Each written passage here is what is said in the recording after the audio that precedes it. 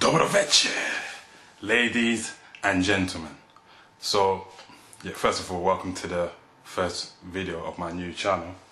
And yeah, this is a topic that people always ask me about, but I never really did a video about it on my other channel, mostly because, to be honest with you, I couldn't be bothered to, because it's such a huge area to cover.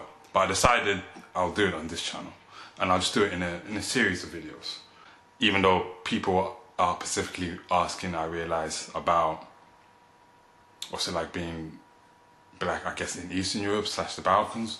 But I thought I would start with what's it like being black in Europe in general first, so that when you can compare, because it's very different actually, because it's very different.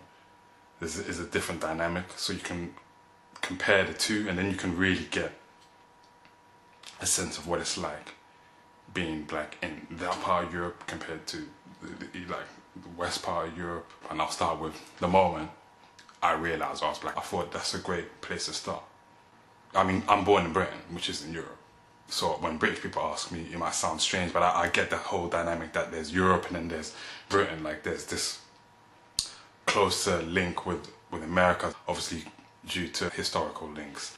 The moment I realised I was black was September 1999. When I was starting a new school in Ireland, County Kildare, Killishy, Ireland's Bower. A lot of memories, a lot of memories. But I remember waking up one morning, I'm just being shipped off with my cousin, or we were on a plane, but you know, shipped off, whatever. My mum was telling me, yeah, you're starting a new school. Where's that? It's in Ireland. In Ireland? What island are you sending me to? No island, or what? There's a place called Ireland. So I was like, whatever. So we got on the plane, and a couple of hours later we were in Ireland. And I remember approaching the building, the cab that took us from the airport to the school, and just looking at this building, it was like amazing. It looked like a castle, like some old school castle. It's actually pretty beautiful, yeah. And we're just walking in, and it was like huge. I'm like 5 years old. I mean, it's a big building, but like I'm 5 years old and you're in this huge building. It was just like being in this castle. So then we walked through the front doors and coming through to the main corridor, and this dude catches me and my cousin. And he's like looking at us like he just saw a ghost. And he's like, he sees us, he drops his bag and he starts running. He's running. And I'm confused, like, why is this guy running? But I'm thinking maybe this is some kind of game or whatever. So I chase him, right? So I follow him. He goes all the way up the stairs up. And I followed him through the dorms. And at the end of the dorm, there was like a room, a telephone room, where we could, on the weekends, call home or receive calls, whatever. And yeah, so he's running there, closed the door behind him, locked it, and I'm just on the outside of the door, and I'm just there, and he's calling his dad, and he's on the phone like, Dad, I just saw two black boys. And like his dad was pretty loud, and the volume of the phone was pretty loud, I guess, so I could hear the other side of the conversation. And his dad was like, so, why are you calling me to tell me you just saw two black boys? And he's like, well, I don't understand, how can they be here? And his dad was like, well, I don't know, wherever they've come from, they come to be in the school. What do you mean, how can they be here? And his response to that was, but Dad, I thought black people were only in movies. And I was just cracking up, like. And then his dad, like, was going back and forth with him. Eventually he opened the door, he came out, he looked at me, so kind of startled. And I was just like, I found it funny. I didn't really think too much of it. I mean, I was always intelligent enough to know that, okay, yeah, there's a difference between my skin tone and a lot of people's skin tone that I live around. But like, for example, the school I went to in London before I went to Ireland, it was never an issue. It was never something that we talked about, being black or being like, it was never really brought up. There was like black, white, Asian, whatever. Like it was, we were kids, right? We didn't really think about it. But I don't know. I know for myself, I was aware of our differences, but I just put it down to, okay, like our parents look like that. We kind of get our looks from our parents. I remember being in Uganda when I was like 4, like really young, and that was a totally different environment. It was just loads of black people. So I made the connection, like, okay, my mum was from this place, and people here look like this, and therefore I come from my mum.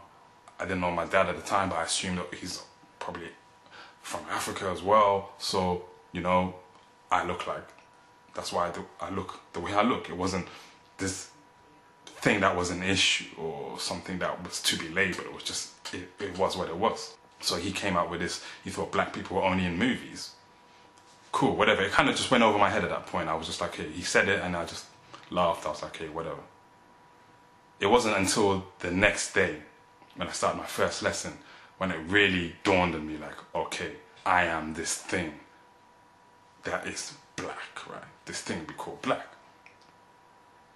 And it was like, I remember, I didn't want to go to my lesson. It was like, I woke up the next morning, you know, you're in this environment, it's new. I'm like, well, you know, where the fuck am I? I didn't say that, but I was thinking along those lines, like, you know, what the hell is going on? So Sister Jala, rest in peace, comes up to me after breakfast, and I'm just like sitting there, and I don't want to go.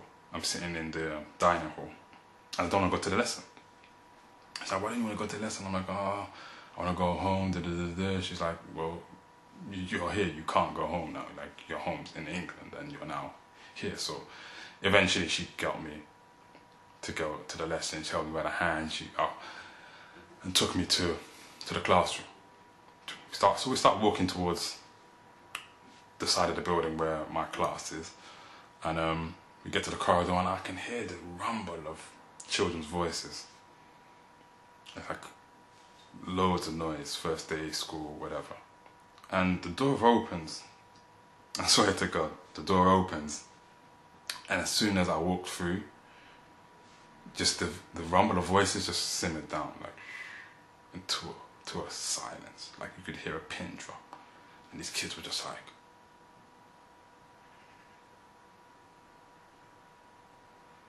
just staring.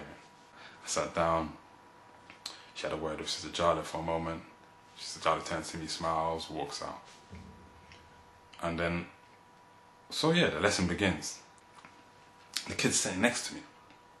Was it Paula Callahan? I'm not too sure. If it wasn't you, Paul, I'm sorry if you ever see this video, if it wasn't you, right? But somehow, I know you were sitting on my table, I definitely remember that. But whoever was sitting next to me started poking me. Just kept poking me, like. And when I look back now, I realised they were poking me to get my attention. But because of the awkwardness of when I came in and these eyes on me, I felt like it was some kind of provocation, you know. So I was like, listen, I'm just gonna keep looking at the board. And I guess when I look back now, I realized he was poking me to ask me a question, but whatever. So I'm looking at the board, I'm thinking he's trying to provoke me into some kind of reaction. But after like 5 minutes, I couldn't take it. And I turn around and I'm like, hey, why are you poking me? And she just kind of looks at me. Like, I was a little bit aggressive. I was a little bit more aggressive than that, but whatever. I'm like, yeah, why are you poking me? And he says, well, I just wanted to ask you something. And I'm looking at him. I'm like, okay. And then he says, oh, well, I just wanted to know what happened to you. And I'm looking at him like, is this, like, are you crazy? I'm just looking at him like, what? What do you mean, what happened to me? He repeated again, like, what happened to you? And then I just looked at him and I'm like, sorry, I don't know what you're talking about. I was late for the class, I just didn't want to come to class. He's like, no, that's not what I mean. I mean, why do you look like that? And I'm still not really, it's not clicking with me. Why do I look like what? And then he touches me. He's like, that, why do you look like that? What happened to you? Then he says, did you get burnt? And when he said, did you get burnt? That's when it clicked with me that, okay, he's bringing up this issue of the difference in our skin color. And I just looked at him like, really still like, what's up with this guy? I'm like, no, I didn't get burnt, this is just the way that I look. Then like he touched my hair, he was like, oh man, and yeah, it feels different and this and that. It might seem strange because it's Ireland, it's not like, I'm talking about Ireland, I'm not talking about somewhere in East Europe where, or I don't know. But in the early 90s, I guess it wasn't that common, and it wasn't that common. And also, we're not talking Dublin, although I did have some experiences like that in Dublin as well. We're not talking Dublin, we're talking a school in the countryside. It was the early 90s. It wasn't that common. I mean, there was Paul McGrath who plays for Ireland, who was mixed race. But still, it wasn't that common, to be fair. Afterwards, I just accepted, okay, I'm this thing that we call black. It wasn't until months later that I realised it could be a problem in some instances. And the first instance, 4 guys, if I remember, who were really naughty type, skinhead mentality. And they never used to speak to me, but they used to bother my cousin. He was a bit older and, you know, more closer to that age, they could, you know, bully him, whatever. But when I was a kid, they just kind of left me, like, but they just wouldn't speak to me. I remember a couple of times trying to have a conversation with them, and they would just look at me like, with this, like they wanted to just choke me.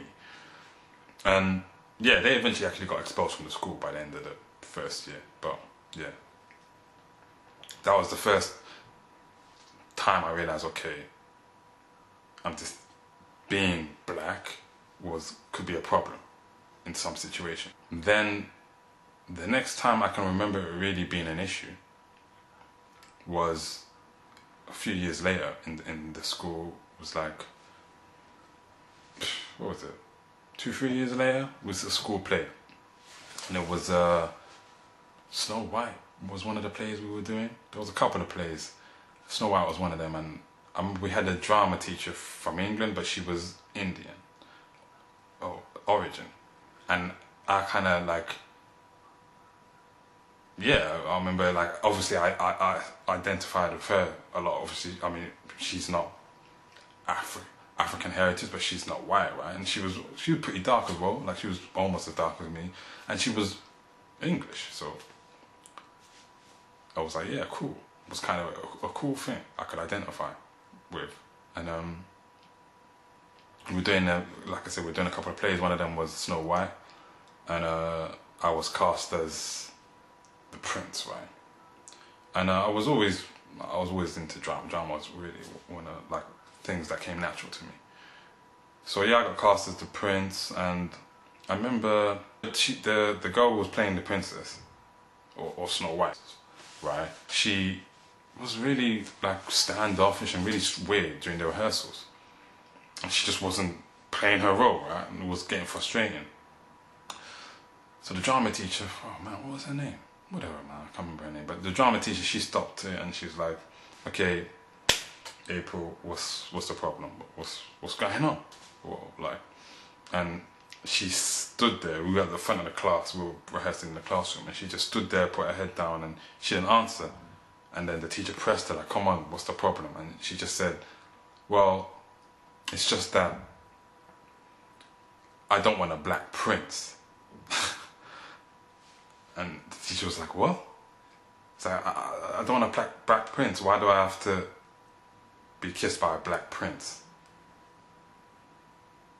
And I was like, I felt like this small. The whole class instantly knew how raw and how, like, just maybe as kids we couldn't articulate how wrong it was, what she was implying, but we sensed it, and it was just this uncomfortable silence, and everybody was looking at each other, and on some level, as much as she openly said it, I guess she knew, because she didn't want to say it straight away. I mean, she said she bowed her head down, but she felt like she had to say it for whatever reason. She had to say it because, you know, she couldn't have a black prince or whatever. And it was the first. That was like, even the the Nazi guys, whatever, like, again, they didn't really troll me, although they trolled my cousin. So I didn't get to really feel the effects of their racism, right? But, and that's not to say that this girl was racist. I don't think she was racist per se, because we got along really. And even after that point, it was just in her mind, for whatever reason, the prince just isn't supposed to be black. It doesn't make sense. How can there be a black prince? And yeah, I just remember saying, okay, I remember the drama teacher trying to calm everything down. She was explaining blah blah blah. You shouldn't say things like that. And I was just like, oh, no, I don't want this role anymore. And she was like, no, it does not. And I said, no, I don't want this role anymore. Then we were also doing another play. What was it? I had to play the big bad wolf. So was it Little Red Riding Hood? I think Little Red Riding Hood. Finding out you're black is just yeah, man, it's something that just gets thrusted up upon you. It's not something that you come to a self-actualization about. It's usually, from my experience and the experience of people that I know, it's something that it just kind of gets visited upon you, and it's how you deal with it, it's how you